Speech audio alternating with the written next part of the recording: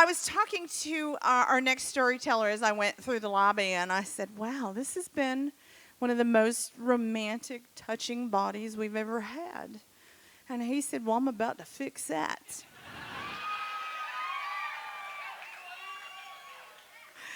He is a drama therapist and an MFT trainee. I'm not sure what MFT stands for, but I just read it. And he's one of those people who naturally just fell in love with stories. Like the minute he walked through the door at Bawdy, he was just like, I got stories for this stage. And he's the kind of person who it's so natural for him. I love to watch him get on our stage, and we're just thrilled to have him again. So remember, make a big fuss for Jeffrey Hayes.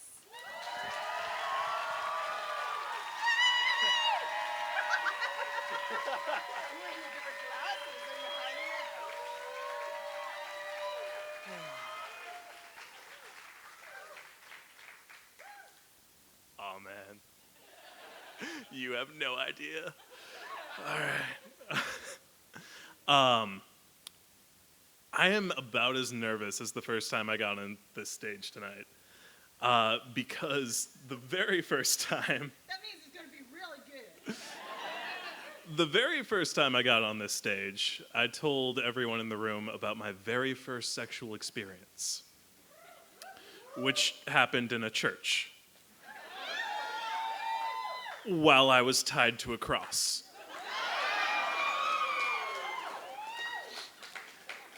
And I kind of like wrapped that story up with a neat little bow, and I was like, oh, and you know, I went through some tough times, but I got through at the end, bye! So I thought I would go ahead and give you guys the sequel tonight. You down? I thought so. Okay. So I'm in college, and I am in the closet.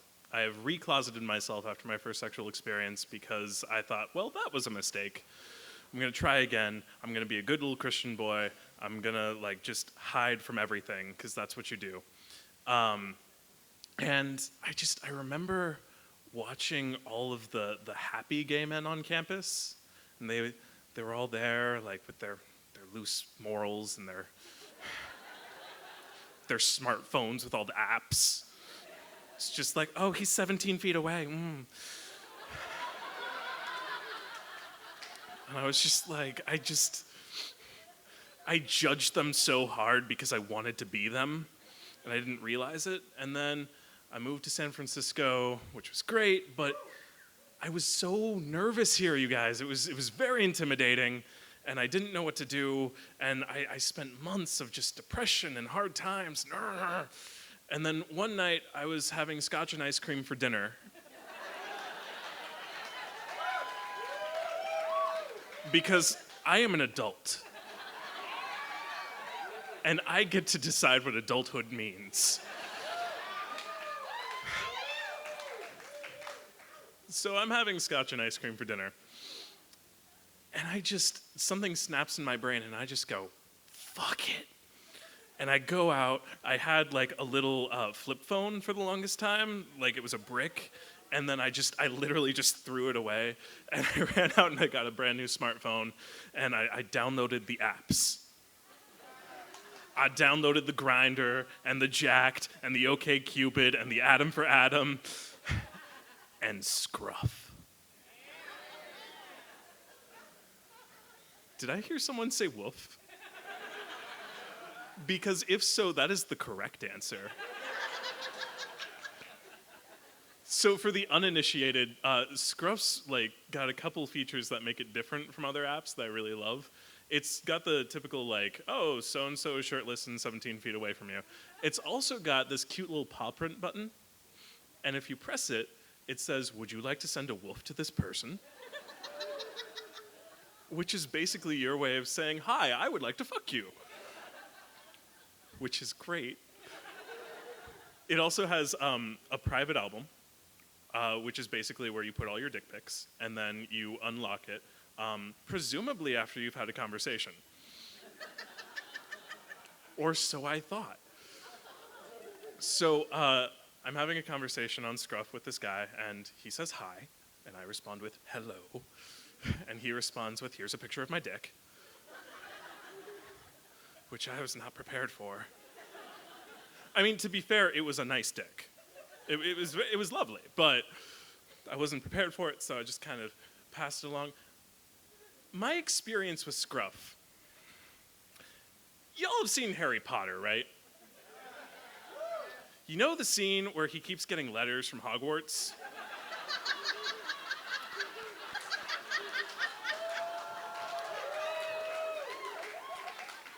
And like, you know, he gets the first one and his uncle like tears it up and it keeps coming, and then eventually, like, because he keeps on trying to hold them at bay, they just come like shooting through the chimney.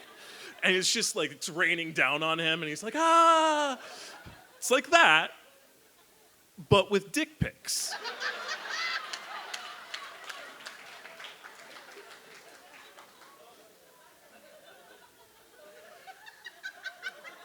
And you know how in Harry Potter, eventually, like, a big, scruffy man comes up to him and he's like, you're a wizard, Harry. Hold on to that mental image. So, I'm having these conversations on Scruff.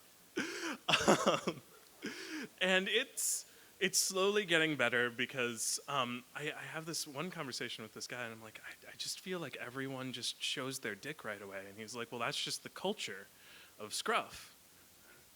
And it dawns on me and I'm like, oh, well, I've been doing it wrong. Well, I've been so rude.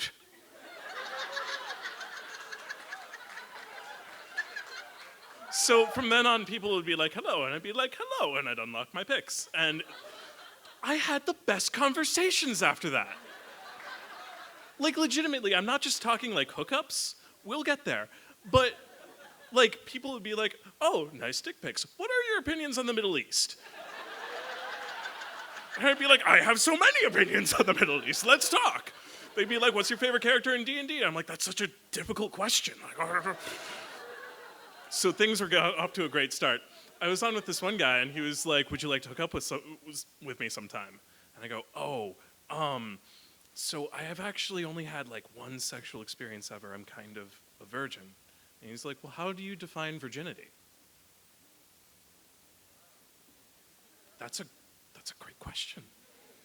Well, I don't know. And he was like, well, really, there's many different kinds of virginity. I go, that's true.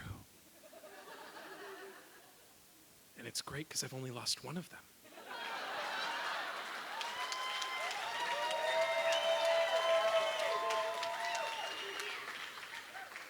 I made a list of all the different virginities I could think of. So we started off with the classics, okay, anal sex. So I was talking to that guy, and he was like, okay, would you like to have anal sex? I was like, great. He was like, okay, we can only have anal sex to Game of Thrones.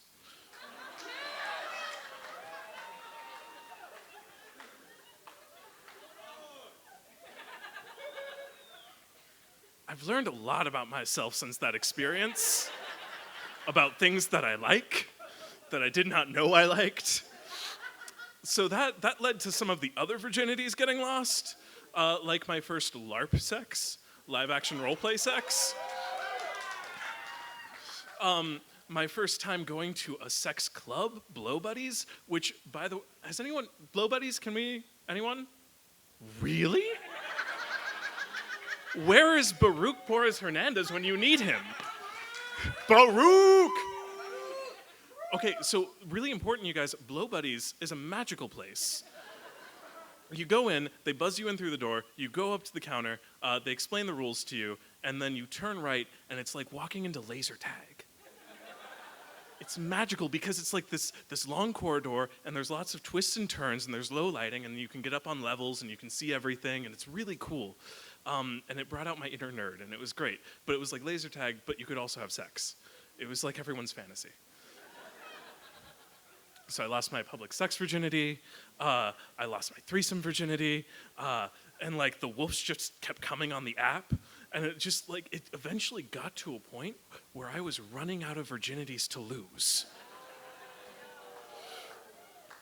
this guy like sent me a message and he was like, "Hey, can you suck the cum out of my asshole and then spit in my mouth?" And I was like, "I've already done that."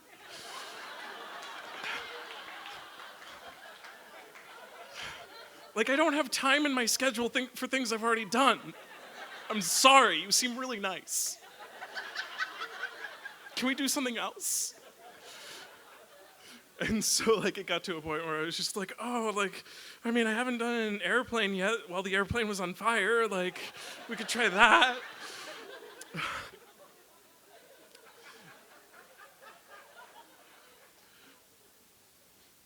Remember that image I had you hold on to?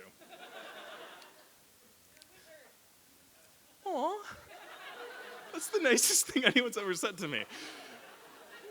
I was talking to this guy on Scruff, a big hairy dude. We ended up meeting up for coffee, because that was actually one of the few things I hadn't done on Scruff yet.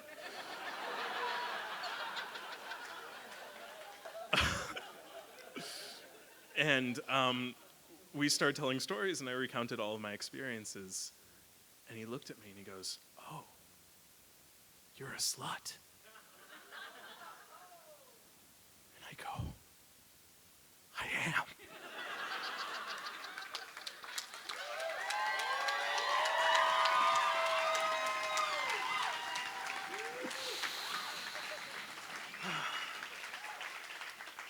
I, Jeffrey Hayes, formerly of Saskatoon, Saskatchewan, am a slut.